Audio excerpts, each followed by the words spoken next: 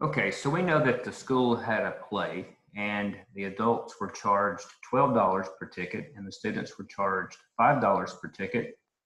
And the school made $391 in sales and they sold 60 tickets. So the question is, how many adult tickets did they sell and how many student tickets did they sell? So the first thing that we want to do is we want to allow X to equal the number of adult tickets, and let's let Y equal the number of student tickets. And as we learned before, this type of scenario is linear because if we let X equal the number of adult tickets and Y equal the number of student tickets, then we know that X plus Y is 60 because the number of adult tickets plus the number of student tickets is 60. And we know that $12 times each adult ticket plus $5 times each student ticket brought in a total of $391. So these are the two linear equations that we're going to use. Now, last time we entered these into Desmos and we got the solution. This time we're going to look at the Echelon method. If we look at both of the setups here, I'm going to call this first one setup number 1. I'll highlight this one in purple.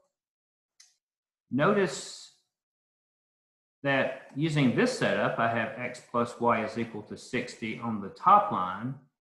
But if I use X plus Y is equal to 60 on the bottom line, essentially these are the same. Order really doesn't matter, especially if you're using a calculator. But when doing these by hand, the first option is actually easier because remember, with Echelon method, our goal is to have a design that slants to the left.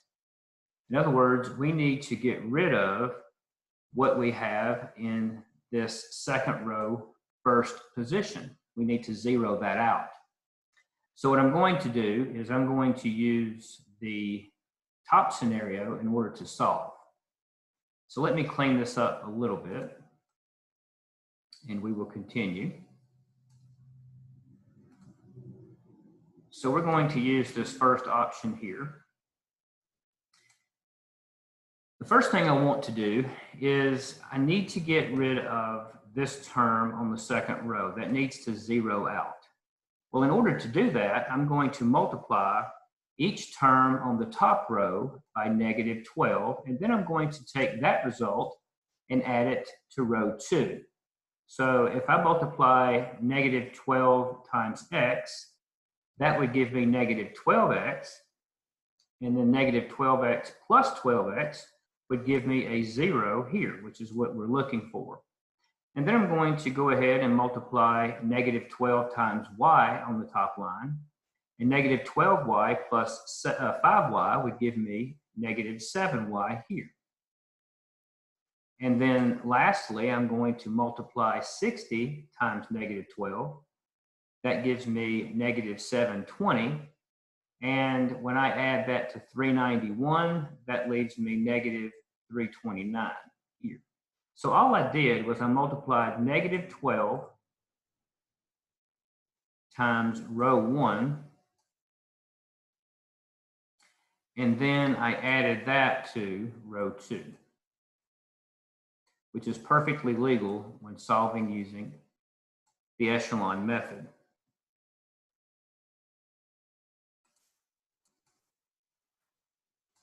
Once we get it down to this simplified form here, all I need to do is just multiply the entire, divide the entire bottom row by negative 7, or we could multiply by negative 1/7. I'm just going to say that I divided the entire second row by negative 7, and negative 7Y divided by negative 7 left me with 1Y.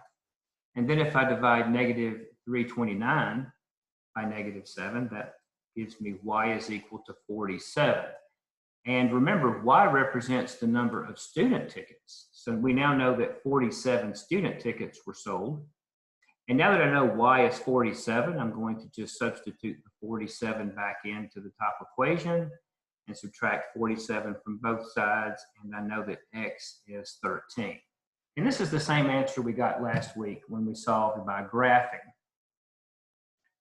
So our conclusion is we sold 13 adult tickets, 47 student tickets, and now we're going to talk about how to solve this using technology, hopefully the TI-84.